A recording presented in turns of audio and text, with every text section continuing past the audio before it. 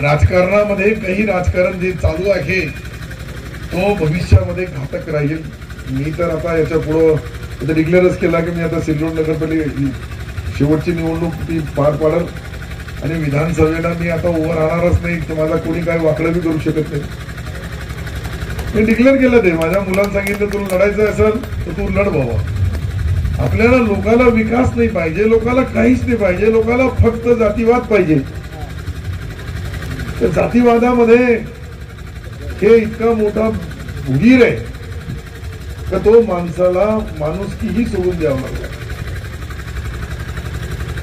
मी आज डिक्लेअर केलं आता की मी सिल्लोडची विधानसभा पुढे लढणार नाही. मला जी काम करण्याची संधी दिली त्याबद्दल मतदाराचे मनापासून आभार.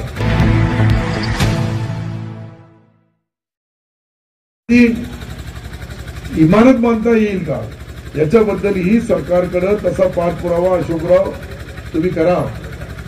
तुम्ही प्रपोजल द्या. सरकारने ज्या ज्या ठिकाणी अनेक खेड्यामध्ये भाड्याने रूम मिळत नाही, शिक्षक राहत नाही, भाड्याने रूम मिळत नाही, ग्रामसेवक राहत नाही, भाड्याने रूम मिळत नाही, म्हणून अनेक जे कर्मचारी अधिकारी आहे ते आपल्या सोयीच्या ठिकाणी जाणं येणे करतात.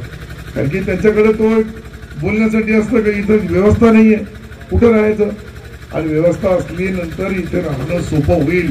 आणि या ग्रामीण भागाच्या लोकांच्या अडीअडचणी शेवटी ऑनलाईन सिस्टीम झाल्यापैकी बऱ्यापैकी आता तलाठी नसले तरी ऑनलाईन 7/12 मिळतो. काही दिवसांनी नमुना नंबर 8 बी तशी मिळेल.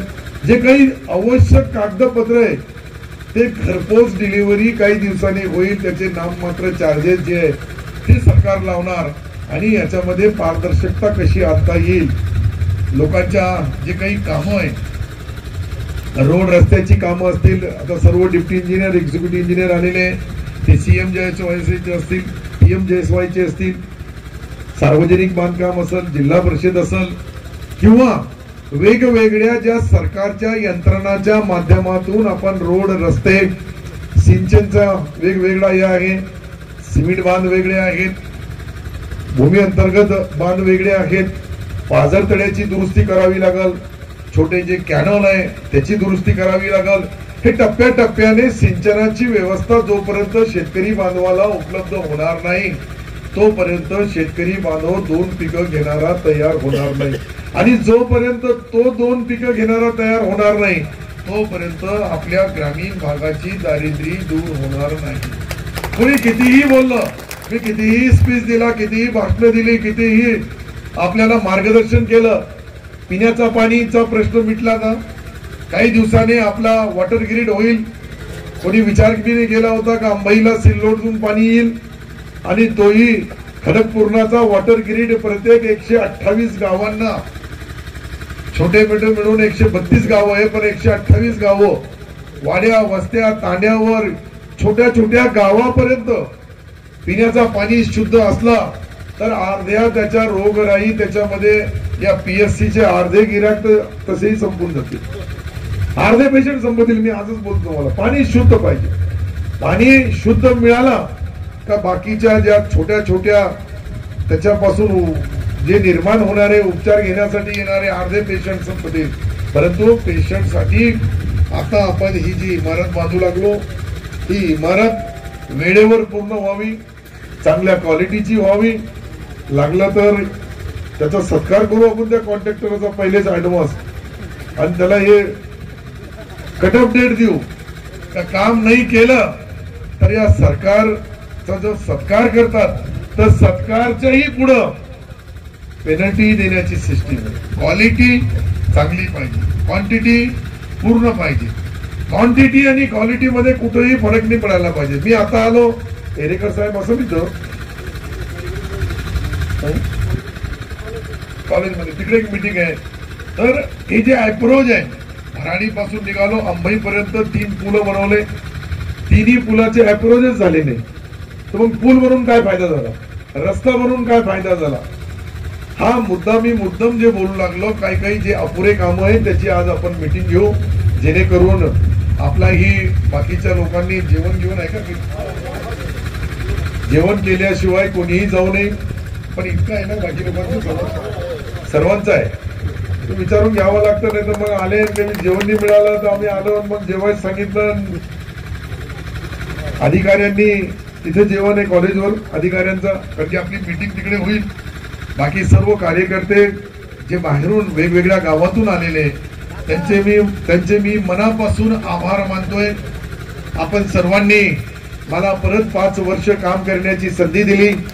या संधीचं सोनं कसं करायचंय, या संधीचा 5 वर्षामध्ये आपल्या तालुक्याच्या विकासाच्या माध्यमातून कायापलट करायचा असेल तर शेवटी विकास हा न थांबणार आहे. एक केला का दुसरा येणार आहे, एक काम झाला का दुसऱ्या कामाची मागणी येते आणि टप्प्याटप्प्याने या तालुक्यामधले आपले जे प्रश्न आहे, आता आपला अंबई टू नाणेगाव जंजा हे सिमेंट कॉन्क्रीट मंजूर करून दिला. 21-22 किलोमीटर पर्यंत एक आपला अनुवा फाट्यात पासून सुरू होईल तर आमठाण्याच्या छत्रपती शिवाजी महाराजांच्या स्टॅच्यू पर्यंत, पुतळ्यापर्यंत तोही सिमेंट कॉन्क्रीटचा होऊ लागला. इतके सिमेंट कॉन्क्रीटचे रोड करण्याच्या पाठीमागची पार्श्वभूमी ही आहे की 36 महिन्यामध्ये डांबर खराब होतोय. मग परत पैसे आणणं इतकं सोपं नाहीये. पण एकदा हे मेन जे आपले रस्ते हे कॉन्क्रिटीकरण झालं, मजबूतीकरण झालं आणि त्यानंतर पुलं गेलं. मला वाटतं आता केळगावचा तुमचा एक पूल बाकी आहे, 2 पुलं बाकी तुमचे केळगावचे, त्या दोघांनाही मी आता या मार्च मध्ये मंजुरी देणार.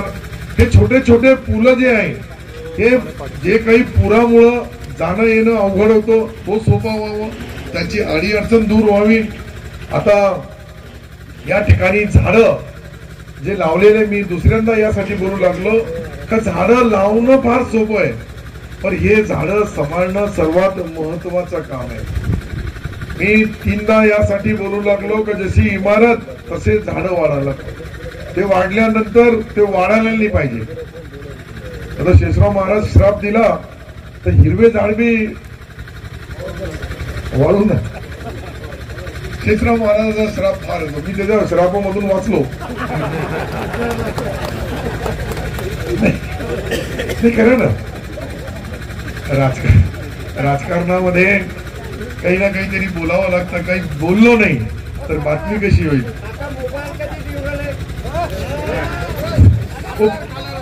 ये प्राइवेट है, प्राइवेट अंदर की बात. यहाँ मोबाइल बोले तो सब मोबाइल के लाइन लगा देंगे और सुबह वो दुकाना भी कम पड़ जाएंगे सिलोट. मी एकदा बर्तन भांडे वाटप करणं सुरू केलं तर बर्तन भांडेच घेऊ लागलो. इतके बर्तन भांडे वाजले, त्यांनी कधी बटन दाबलं असतं तरी ही गरज आली नसती. पण आता बटन मिळणार नाही, बटन मिळणार नाही, काय ते काय मिळणार नाही तर सर्व लोक बरोबर दाबतील. हे बी एक फाल्ट आहे. सर्व दिलं तर लोकांना वाटतं की झालं सर्व फुकट मिळू लागला. आता काहीच नाही मिळालं तर मग आमदारकडे येतील. कळलं लोकांना काय आपल्याकडे आपण घाण सवय लावून टाकली. जे शासनाचा वाटप आहे तो सरसकट वाटप करून टाकलं. आज भुजबळ साहेब बोलले काहीतरी, ज्यांनी त्या लाडल्या बहिणीचा बोगस पगार घेतला असेल त्यांनी परत करावा. मी पेपरमध्ये वाचलं, तुम्ही वाचलं का नाही वाचलं मला माहित नाही. कदाचित ही पाळी आपल्यावर आली तर मग ते माझाही त्याच्यामध्ये नंबर पहिला लागेल, कारण की मी सही केलेली तो पाप. पालकमंत्र्यांच्या सह्याशिवाय ते मंजूर होत नाही. ते ठीक आहे, बटन दाबला नाही त्या लोकांनी, आपली योजना चालते बटन नाही चालत. हे दुर्दैव आहे. ज्या वेळेस काही नाही मिळाला त्यावेळेस आठवण येईल काय असतो सरकार, काय असतो आमदार, कसा असतो आमदार. हे मी लोकांना कळायला पाहिजे. आपले लोक आले सकाळी, नहीं साहब ये अपना है बस. ये ऑपरेशन ने मुझे बहुत परेशान करके डाला. अभी गर्दी सब खत्म हो गई और 1,38,000 ये आखिरी के वोट है, ये लास्ट. इसके आगे आप कोई वोट बदलने की ताकत नहीं किसमें, मुझे मालूम है. ज्यांनी जे प्रयोग जिल्ह्यामध्ये सर्वात जास्त मतं मला आहे. ही जे एकंदरीत परिस्थिती बघितली आम्ही दोघंही मंत्री, मी आणि सावे साहेब. तो सावे साहेब बिचारा काटवर आणि मी बी काटवर. मी 3,000 2900 ते 2,000. अरे नाना पटोले तर 208 मतांनी निवडून आला. आता मुख्यमंत्री बनणाऱ्या लोकांचे हाल आहे. बाळासाहेब थोरात बाबा म्हणजे राजकारणामध्ये काही राजकारण जे चालू आहे तो भविष्यामध्ये घातक राहील. मी तर आता याच्या पुढं डिक्लेअरच केला की मी आता सिल्लोड नगरपालिका शेवटची निवडणूक ती पार पाडल आणि विधानसभेला मी आता उभं राहणारच नाही, तर माझा कोणी काय वाकडं बी करू शकत नाही. मी डिक्लेअर केलं ते, माझ्या मुलांना सांगितलं तुला लढायचं असेल तर तू लढ बाबा. आपल्याला लोकाला विकास नाही पाहिजे, लोकाला काहीच नाही पाहिजे, लोकाला फक्त जातीवाद पाहिजे. त्या जातीवादामध्ये हे इतका मोठा भुगीर आहे का तो माणसाला माणुसकीही सोडून द्यावं लागला. मी आज डिक्लेअर केलं आता की मी सिल्लोडची विधानसभा पुढे लढणार नाही. मला जी काम करण्याची संधी दिली त्याबद्दल मतदाराचे मनापासून आभार. माझ्या मुलालाही सांगितलं तुला लढायचं असेल तर तू लढ बाबा, नाही तर जय हिंद जय महाराष्ट्र. कोण करल 18 तास काम करायचं, सालदार रोजदार महिनदार सरकार, आणि त्याची गिनती लास्ट मध्ये 4 दिवसामध्ये जातावर होती धर्मावरून. आणि पण 10-5 रुपये ज्यांना मत दिले त्यांच्याकडून मी आणायला पाहिजे ना, का नाही आणता येणार. ते 10 रुपये आणणार नाही, 10 लाखाचा निधी आणणार नाही. लोक मरतात तर त्याला कफन बी देत नाही. आणि ही जी सवय लागली ही सवय भविष्यामध्ये तुम्हाला बदलावं लागल.